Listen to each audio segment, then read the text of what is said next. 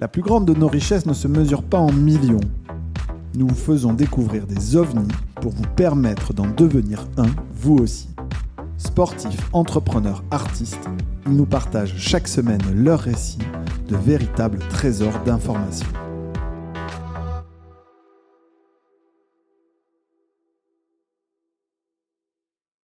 Salut Alain. Salut Arnaud. Comment vas-tu ? Très bien.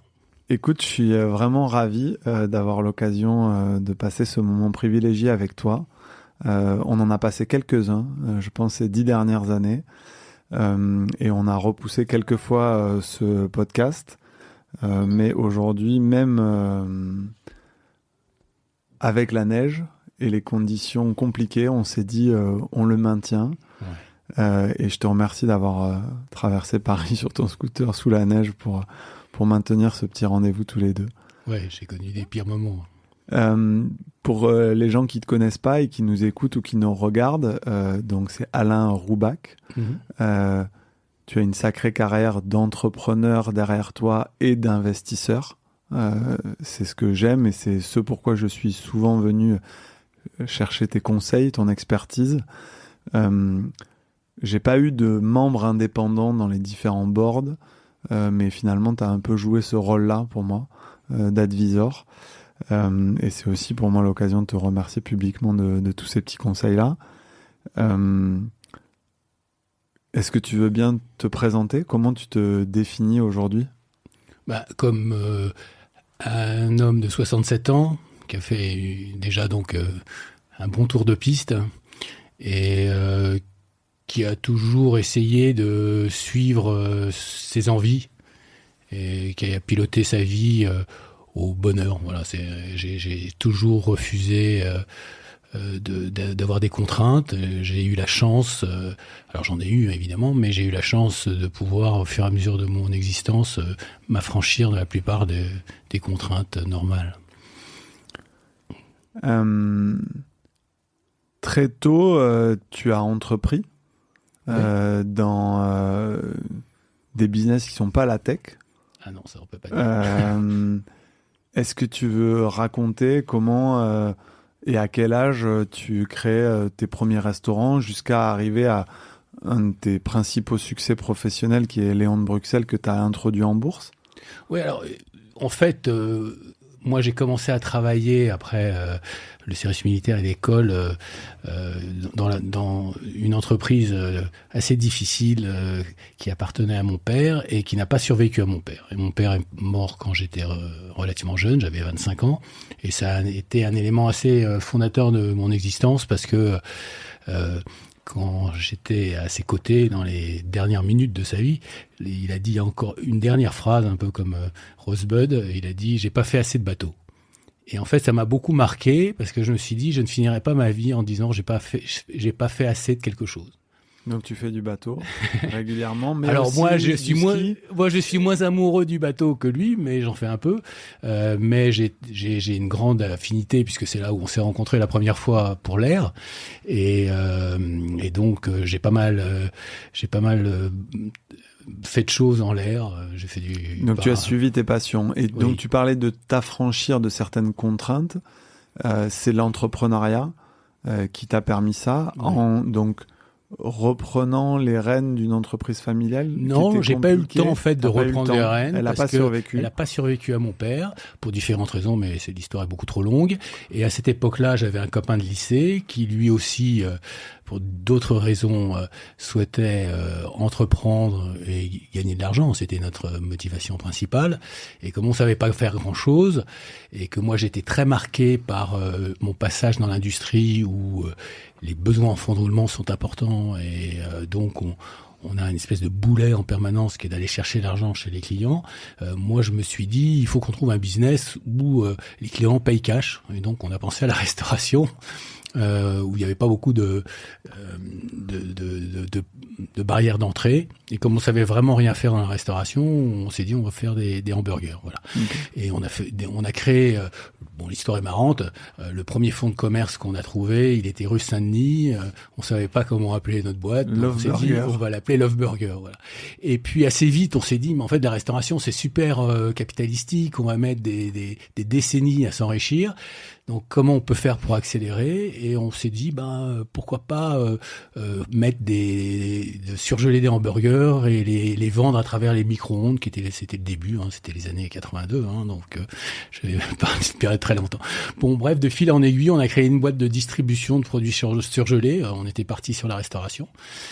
Et puis assez vite, McDonald's a décidé de se développer d'une manière assez puissante en France, et donc on s'est dit c'est le moment de vendre. On avait à peine 30 ans et on a trouvé quelqu'un qui nous achetait la distribution de produits surgelés, mais qui n'était pas vraiment intéressé par les 4-5 restaurants qu'on avait construits.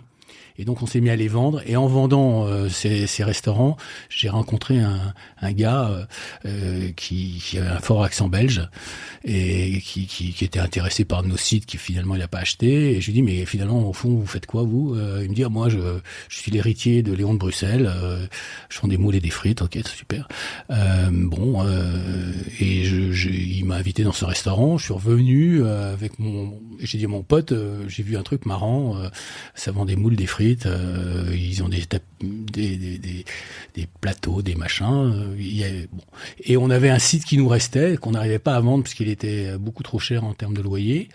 Et on s'est dit on va boucler le deal comme ça. On va prendre une franchise des Léon de Bruxelles et on va ouvrir le restaurant. Et là, vous avez eu le nez creux parce que quelques années après, tu as négocié une espèce d'exclus et rapidement, vous en avez ouvert quoi, 5, 10, 15, 50 ? Moi, quand j'ai quitté la structure, il y en avait 40. Ok. Comment on fait pour ouvrir 40 sites d'un coup comme ça, en quelques années ? D'abord, on commence par en ouvrir un. Qui marche. Qui marche, ouais. Qui marche c'est bien. Très important dans la restauration. Les premiers établissements, souvent j'ai conseillé des chaînes de restaurants plus tard. Et les premiers, c'est comme la base d'une maison, quoi. Il faut que ça soit solide. C'est quoi la clé ? C'est l'emplacement, c'est l'équipe, c'est qu'est-ce qui fait un bon restaurant qui marche versus des restaurants qui marchent pas ? Alors moi, à cette question qu'on pose souvent, j'ai toujours la même réponse, c'est qu'est-ce qui fait qu'un film marche ou ne marche pas ?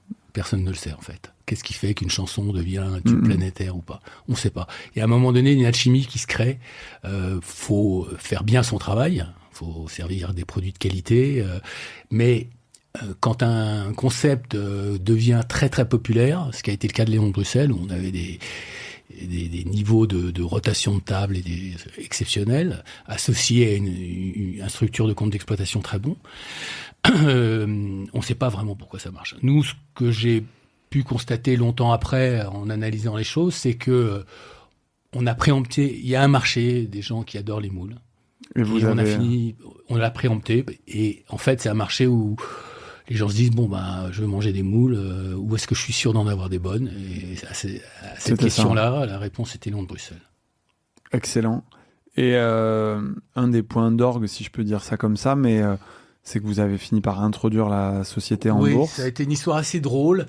En 95, il y a eu des grèves de transport. C'est la première fois qu'on a une chute drastique de nos volumes. On avait à l'époque une quinzaine de restaurants. Et Et avec mon associé, on avait la valeur de l'entreprise était importante dans notre patrimoine. Moi, en plus, si je remonte à l'origine, toute ma vie, j'ai voulu m'arrêter de travailler. Donc, j'ai à ce moment-là, on a recherché des partenaires. Notre idée au début, c'était de vendre 25% de la société. On a trouvé des fonds d'investissement qui étaient prêts à le faire. Mais en même temps, on a été contacté par quelqu'un qui introduisait les sociétés en bourse et grosso modo, il est venu un jour nous voir. Avant de signer pour faire rentrer un fonds de private equity, on s'est dit, bon, ce type-là, il nous envoie des lettres toutes les semaines pour nous dire qu'il faut s'introduire en bourse, on va peut-être quand même le recevoir. Et il est venu, ça a été un moment assez drôle. Avec mon associé, il nous a demandé combien, on lui a donné les 3 ou 4 chiffres clés de la société, et il a dit, vous pensez que ça vaut combien? Et grosso modo, on lui a dit le prix, et il a dit, bah non, ça vaut 2 fois plus, et avec ça, vous multiplierez la valeur d'intro par 3 ou 4. Et ça s'est passé exactement comme ça. Alors c'est un coup de bol, parce qu'il a fait plein d'autres d'intros qui n'ont pas marché. Qui ont moins bien marché, ouais. Mais on a eu une bonne.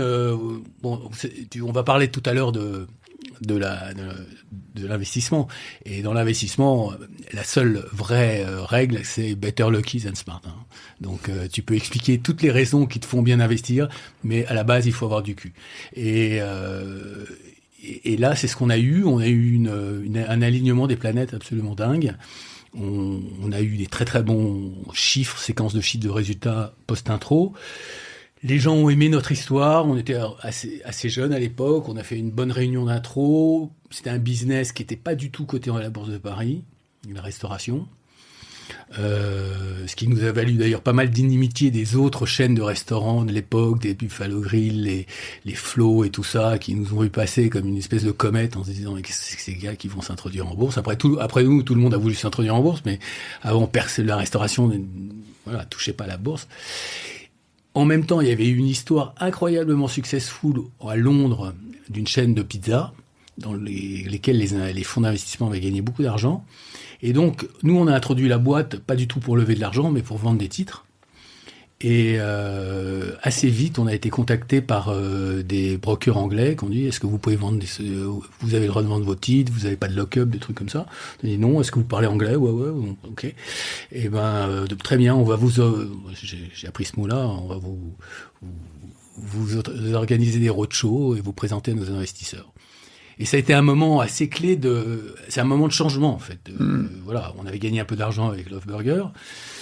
Mais là, on partait le matin, on prenait le CityJet, on allait voir les Fidelity, les Invesco, enfin tous les fonds d'investissement small cap. Et on présentait notre histoire, nos chiffres et tout. Et les mecs disaient, on sortait du truc, le broker recevait un coup de fil. Il disait, il vous en prendre 5%, vous voulez les vendre et tout. Et voilà. Et donc rapidement, tu t'es retrouvé avec une société dans laquelle vous étiez plus les actionnaires majoritaires, c'est ça? Voilà. Entre le moment où tu l'as créé et le moment où l'introduction en bourse plus le secondaire se passe. On a introduit en bourse 10%, mais on a vendu 90% de la boîte en bourse. Donc ça a eu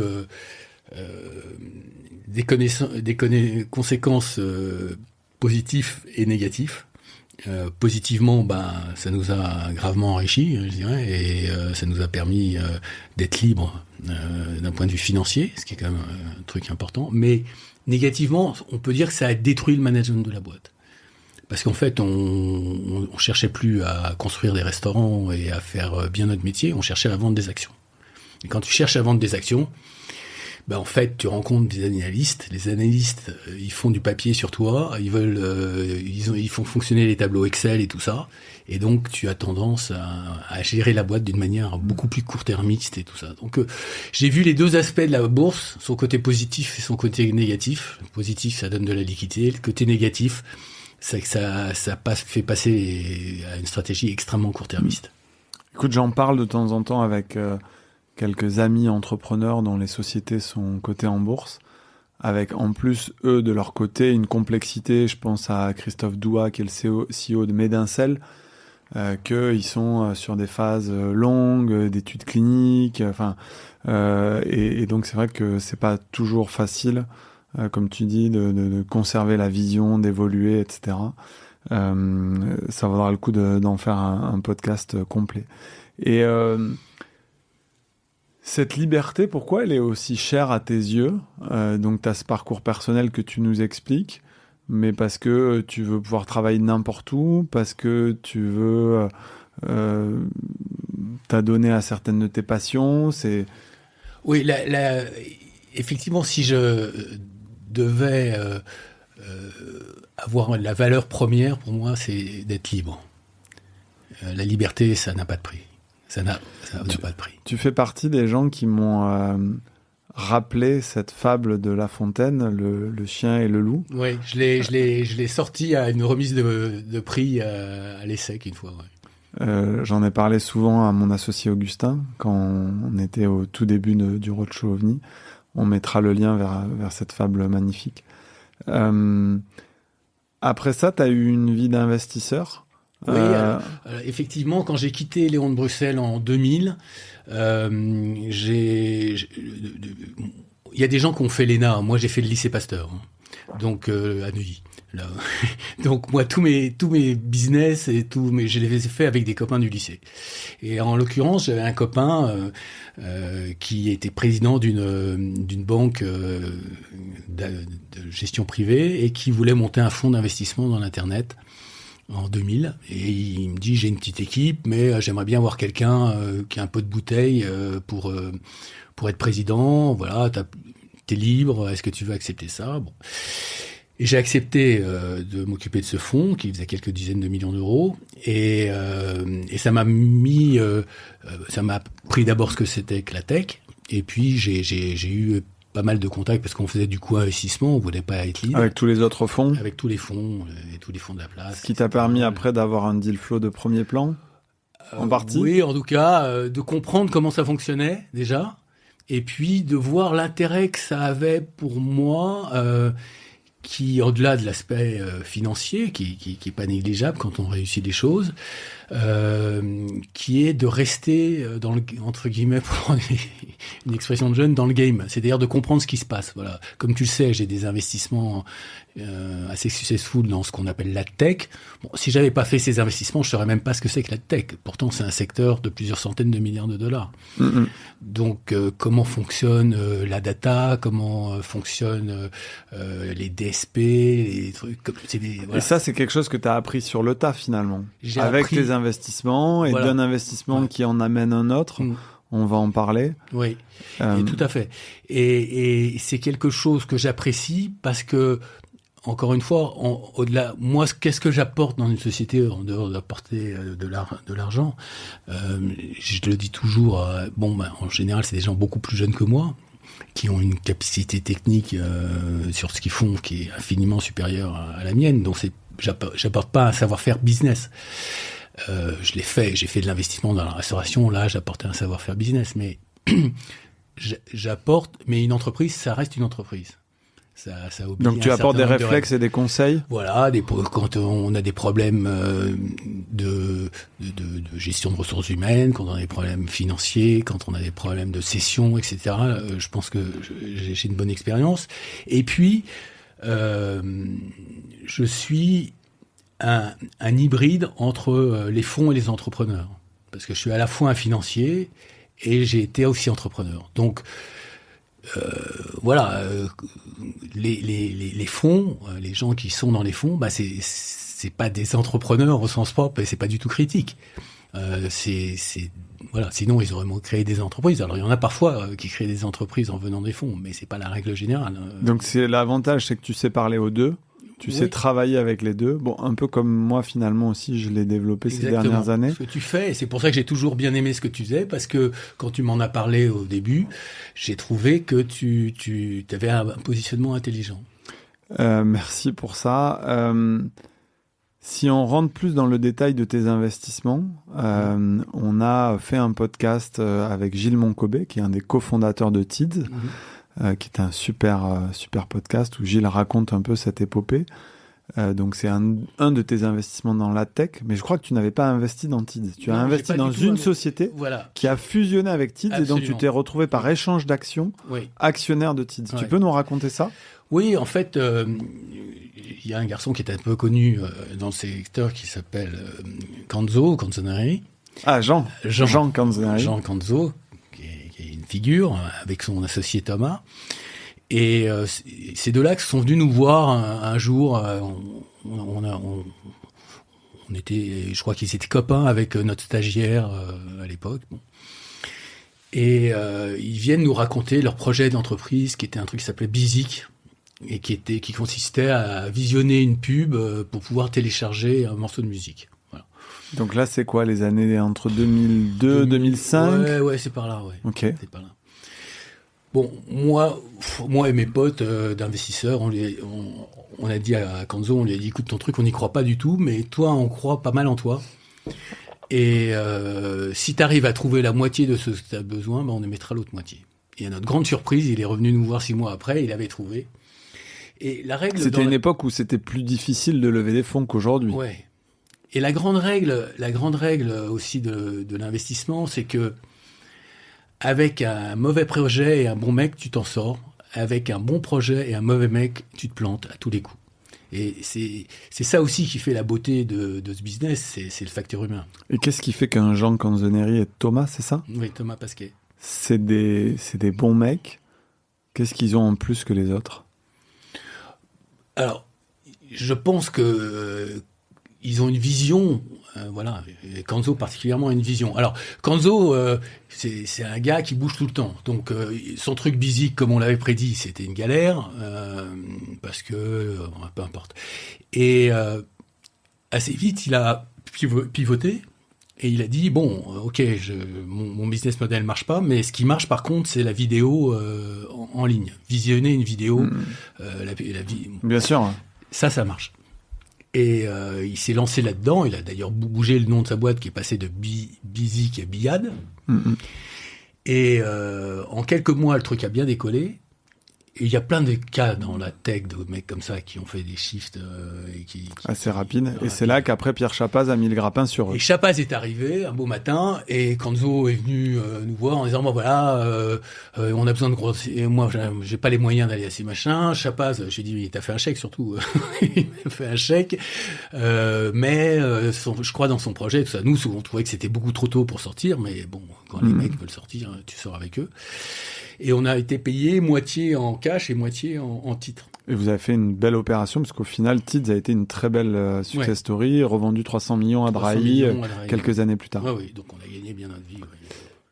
Ouais. Et pour enchaîner, juste, Kanzo, qui travaille dans Tids, au bout d'un moment, comme je lui avais prédit d'ailleurs, je lui ai dit tu verras, tu tiendras pas très longtemps. Et il a lancé Augury. Il s'est engueulé avec les uns et les autres parce que c'est tous des cons et il s'est dit il est venu avec une autre idée Augury qu'on a sidée et qui a très bien marché puisque c'est une boîte qui aujourd'hui fait plusieurs centaines de millions de dollars. Tu remets systématiquement de l'argent sur des fondateurs que tu as financés, que ça marche ou qu'ils se plantent? Je remets de l'argent sur les gens en qui je crois. Ok. Donc, des gens qui m'ont démontré que je ne m'étais pas trompé. Sur eux. C'est-à-dire que des fois, le business ne peut pas marcher. Mon biais humain est très fort. Ok. Il y a des dossiers moins tech. Je vais en parler brièvement parce que l'anecdote, moi, m'avait beaucoup plu. Donc, tu dis qu'il faut de la chance, finalement, pour être investisseur. Des fois, la chance, elle est avec toi. Des fois, la chance, elle est contre toi. Je pensais à Love and Green, où tu as une croissance assez stable pendant quelques années, et puis d'un coup, c'est stable, on n'arrive pas à décoller. Le gars, c'est un couple, dit bon, la seule manière, c'est de faire de la pub télé, donc il utilise les derniers sous qu'il a pour faire de la pub télé, et ça s'avère être une cata. Il se passe rien, quoi. Et donc la boîte va directement au dépôt de bilan. Une extrémiste, on arrive à trouver quelqu'un pour la refinancer. Et là, vous réinvestissez pas, vous laissez passer en vous disant non, mais ça va pas décoller. Oui, parce que pareil, à l'époque, on n'a pas toujours raison. À l'époque, moi je m'étais dit bon, ils se sont plantés, ils vont continuer à se planter. Donc, alors qu'ils avaient raison et que c'est quoi une étude de 60 millions de consommateurs d'un coup, un beau matin, il y a une étude de 60 millions de consommateurs qui sort et qui dit il n'y a qu'une protection pour les enfants qui n'est pas cancérigène. C'est celle-là. Et là, ils passent de quoi, de 1 million par an à 1 million par mois, ou c'est des chiffres à peu près comme ça? Ouais, c'est plus que ça. Ils passent de 1 million à 25 millions par an. Excellent. Donc, comme tu dis, il faut avoir un peu de la chance, un peu de nez, une opportunité de marché. Enfin, ça peut vite basculer. Dans les boîtes plus récentes, on va enregistrer bientôt avec Arthur Kérou de Vibe. qui est en train de devenir une des plus belles success stories, je pense, de la tech française. Tu t'es retrouvé aussi un peu par hasard via Kemantic, c'est ça, dans cette histoire? Oui. Alors, bon, on est un groupe de ce qu'on appelle de business angel. Donc vous chassez en meute? Vous envoyez les dossiers? Oui, comme ça que vous bossez? Oui, bien sûr. Oui. D'abord parce que souvent, on hedge notre risque, donc on met des tickets, machin. Et c'est un autre copain qui me parle de Arthur, qui travaillait chez Addictive à l'époque, à qui il avait vendu sa première boîte.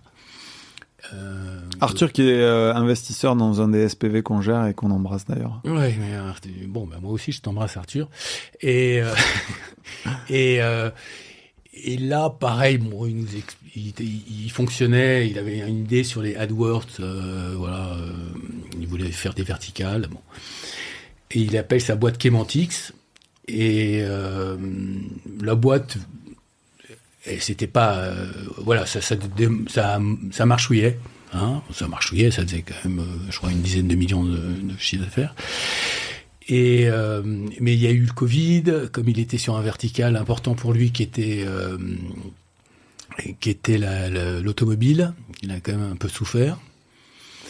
Et mais c'est un gars qui a plein de ressources, qui est associé à quelqu'un qui s'appelle Franck, qui est aussi un tech super bon. Et dans cette période-là, il découvre, il trouve tout l'intérêt de la CTV aux États-Unis, qui est la télé connectée, et sur lequel les audiences sont importantes, et c'est des micro-marchés à chaque fois, et donc les gens, c'est pas des gens qui payent des pubs nationales. Voilà. Donc il se dit, il y a la place pour faire une plateforme et tout ça, mais faut que je me concentre qu'à ça. Et donc, il vend toute sa partie all business. Avec toute la partie all business, on gagne déjà de l'argent. Et il nous dit, bon, voilà, je fais un spin-off avec Vibe. Et vous aviez X% dans Vibe, vous avez le droit à X% dans Kemantic, vous avez le droit à super faire. Bon. Ok. Et puis, il avait besoin d'argent, donc on mettait un peu plus. Voilà. Excellent. Ils ont relevé des fonds avec Elaya et d'autres fonds. Ils ont relevé des fonds avec Singular. Singular, ah ouais, je pensais. Et qui a mis voilà. Je pense qu'il y a aussi Elaya peut-être qui a accompagné, mais le lead c'était Singular. Et voilà. Et là, il veut relever sur a priori sur des halos. Enfin bon, il est très maintenant, il est très sollicité. C'est devenu, voilà, la boîte a une traction de dingue. Qu'est-ce que tu retiens de toutes ces années en tant qu'investisseur? Des fois tu gagnes, des fois tu perds. C'est quoi ton principal apprentissage? Bon, alors d'abord, il vaut mieux gagner plus souvent que de perdre plus souvent, parce que ceux qui gagnent... Tu as fait combien d'investissements au total sur ces 20 dernières années? Une cinquantaine. Quel ticket moyen? 200, 300, 500, je parle en amorçage? Entre 100 et après, entre 100 et 300 sur l'amorçage, et après, je m'autorise un peu de suivi sur le follow-up. C'est ça. Sur les meilleurs dossiers. Oui. Tu es assez dur sur les refinancements, c'est-à-dire que si ça performe pas, tu pas de sentiment. Oui. Je suis assez cool sur sur l'entrée, et notamment parfois je vais notamment si c'est des jeunes, si c'est des enfants de mes amis, si c'est bon bref. Mais par contre, quand il faut refinancer, c'est un nouvel investissement. C'est toujours ce que je leur dis. C'est pas parce que tu as mis 200 dans une boîte qu'il faut remettre 200 parce que sinon elle se plante. Tu réétudies à chaque fois vraiment le dossier de façon attentive. Ouais. Ok. Effectivement, 28 millions levés pour Vibe avec Singular, Elaya et des entrepreneurs qu'on connaît bien. On a remis d'ailleurs à ce tour-là. T'as des enfants qui ont et des petits-enfants. Comment ce savoir-faire, qui est finalement le fruit de ton expérience, de rencontres, tu le transmets? Parce que c'est quelque chose de transmettre un patrimoine, une tirelire finalement, mais transmettre un savoir-faire, c'est pas la même chose? Alors, La transmission, c'est évidemment quelque chose de très important depuis toujours, mais particulièrement quand on arrive dans ma zone d'âge. Et la première chose qu'il faut transmettre, c'est l'amour de la liberté. Hein, c'est-à-dire ne pas transmettre de contraintes. Et en fait, quand je dis ne pas transmettre de contraintes, même si je comprends que tout le monde est libre de faire ce qu'on veut, transmettre une entreprise, c'est transmettre de la contrainte.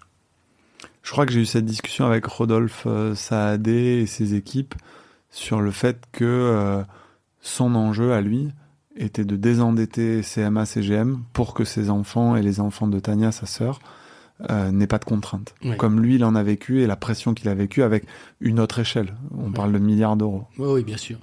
Et bon, c'est bien d'avoir cette vision parce que souvent les chefs d'entreprise, ils aspirent à l'immortalité et l'immortalité, c'est transmettre ce qu'on a fait à ses enfants. Hein, c'est aussi simple que ça. Donc, pour revenir à mes enfants, moi, j'ai toujours dit et pensé qu'il fallait qu'ils fassent ce qu'ils ont envie de faire et que j'avais pas vocation à assurer leur train de vie et pourquoi pas le train de vie de mes petits-enfants et ainsi de suite. Moi, j'avais lu un jour une interview d'un magnat de l'immobilier aux États-Unis qui avait tout donné à une fondation. Et quand la journaliste lui a posé la question de dire mais vous trouvez pas ça un peu dur pour vos enfants, il a répondu quelque chose que j'ai trouvé toujours très très inspirant. La plus belle réussite dans la vie, c'est de réussir par soi-même. On n'a pas le droit de l'enlever à ses enfants. Voilà. Donc je pense que mes enfants sont en train de réussir par eux-mêmes. Et c'est là où leur mère et moi avons fait le job. Ok. Écoute, j'en connais 2 sur les 3. Oui. Effectivement, je peux en témoigner. Ils réussissent sacrément bien par eux-mêmes. En tout cas, ils entreprennent, ils tentent des choses, beaucoup d'énergie et c'est assez chouette effectivement de voir que ce flambeau-là, il peut être transmis et j'espère que moi aussi je saurai transmettre ça. J'y suis pas encore. Ils sont un peu petits pour l'instant. On arrive à une 30aine de minutes. Je voulais parler de tes passions et à quel point elles t'ont façonné aussi en tant qu'homme, notamment cet amour que tu as de l'aérien. Tu es pilote d'hélicoptère, tu fais du ski en haute montagne. Pour moi, tu fais partie. Tu fais un peu de chute libre. Tu fais un peu de chute libre et du parachutisme. C'est comme ça qu'on s'est rencontrés. Donc, tu pratiques des sports engagés. Finalement, mais je trouve que tu as une approche très sécuritaire, un peu comme je peux l'avoir, quitte à passer pour quelqu'un d'un peu ennuyeux sur ces aspects-là. Qu'est-ce que ça t'a appris ? T'as combien d'heures d'hélico ? J'ai 2500 heures d'hélico. Je skie, je fais du ski alpinisme depuis 45 ans ou 50 ans. Je fais de la chute libre depuis un peu plus récemment, mais j'ai toujours voulu en faire. C'est grâce à mon fils que je m'y suis remis. C'est effectivement les gens qui n'en font pas considèrent ça très dangereux, etc. Moi, je considère que ce qui est dangereux, c'est les choses qu'on considère pas dangereuses. C'est-à-dire le quotidien quand tu traverses en scooter Paris sous la neige. Exactement, je pense que ça c'est beaucoup plus dangereux. Je pense que je prends beaucoup plus de risques en scooter ou en vélo que je n'en prends dans ces passions. Et je reviens à la liberté. On va pas s'empêcher de faire des choses qu'on a envie de faire sous prétexte qu'ils sont risquées. Parce que ça veut dire que on subit une contrainte. Donc il faut s'affranchir de ces contraintes. Il faut être un peu égoïste. Alors, c'est pas parce que tu fais des choses dangereuses que tu as envie de mourir. Hein. Donc tu l'as très bien dit, dans notre sport qu'on aime, qui est la chute libre, c'est un sport, on peut dire que c'est dangereux de sauter d'un avion à 4000 mètres avec un sac à dos. Mais en fait, il y a très très peu d'accidents. Oui. Parce que c'est extrêmement normé et que si tu respectes les règles, il t'arrive rien. En montagne, tu as un espèce d'aléa quand même. En montagne, moi je considère que les sports dangereux, c'est les sports, on en a déjà parlé d'ailleurs ensemble, c'est les sports où les très bons se tuent. Et la montagne en fait partie, les meilleurs alpinistes sont pour la plupart décédés. Dans le wingsuit, pareil. Voilà.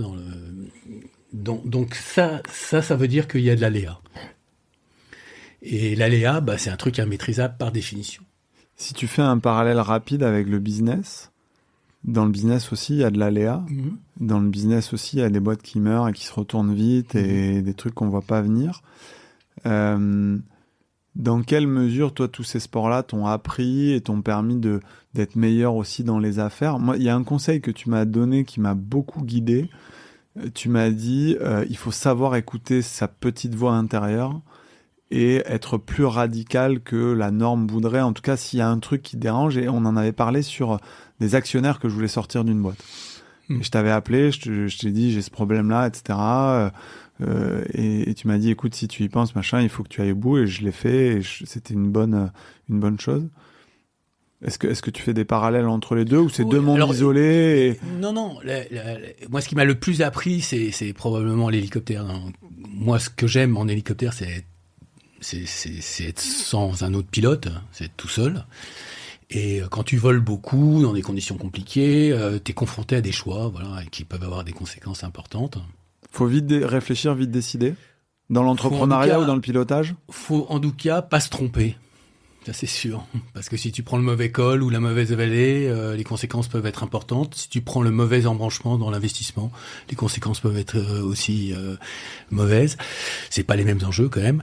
Mais et je pense que moi, j'ai beaucoup appris en apprenant à piloter un hélicoptère. J'ai rencontré des gens fantastiques. J'ai fait des rides fantastiques aussi dans le désert et tout ça. Et j'ai toujours eu cette idée que stand still, t'as toujours le temps de réfléchir pour prendre la bonne décision. Il faut jamais prendre des décisions dans la précipitation. Même dans l'hélicoptère, la charme de l'hélicoptère par rapport à l'avion, c'est qu'il peut s'arrêter en l'air. Donc si tu sais pas où tu dois aller, arrête-toi, analyse, et si t'as pas trouvé ta décision, trouve un endroit pour te poser. Voilà. Et je pense que ce parallèle-là, tu peux le faire dans l'investissement. Écoute, merci pour ce partage-là. C'est hyper riche. Peut-être la dernière question que j'aurais envie de te poser, je te l'ai jamais posée. On se connaît, je pense, depuis 2016, 2017, ouais, quelque chose comme ça. Donc, effectivement, une rencontre où je suis responsable d'un avion. Où il y a 10 parachutistes et je te dis qu'est-ce que tu fais comme travail par l'intermédiaire d'un autre parachutiste et tu réponds je suis investisseur alors que moi je voulais savoir qu'est-ce que tu faisais dans le cadre de ton saut en parachute. Et du coup on s'est retrouvés pour en parler ensuite et c'est un peu comme ça qu'on s'est liés d'amitié. Qu'est-ce qui fait que pendant 7 ou 8 ans on se parle, on échange, etc. Et quand tu me vois construire OVNI, je t'appelle, je te pose des questions sur la structuration de la société de gestion, je te pose des questions sur mon association avec Augustin, je t'appelle même pour te parler de Mathieu Stéphanie. Qu'est-ce qui fait qu'à un moment donné, à peu près au milieu de notre roadshow, tu te dis ok, je vais aussi investir. Est-ce que c'est la bonne combinaison avec Augustin? Et je veux pas que tu me brosses dans le sens du poil, c'est plus pour que les gens qui écoutent comprennent c'est quoi le déclencheur où tu te dis en fait là j'ai envie d'y aller, ou sur une start-up j'ai pas envie d'y aller. Qu'est-ce qui fait qu'à un moment donné les ingrédients sont réunis pour toi? Alors il y a un premier truc qui est que moi ce qui me plaît c'est pas tellement d'investir de faire prospérer mon patrimoine sans avoir une action dessus. Parce que sinon, si c'est ça qui m'intéresserait, je signerais un mandat auprès d'une grande banque ou plusieurs grandes banques et je leur dirais débrouillez-vous, ils font du private equity, du machin, des trucs. Donc je fais assez peu. J'aime les lignes directes pour ces raisons-là et de pouvoir intervenir dans les lignes directes, être au board ou être près des managers, c'est ça qui m'amuse, c'est ça qui m'enrichit.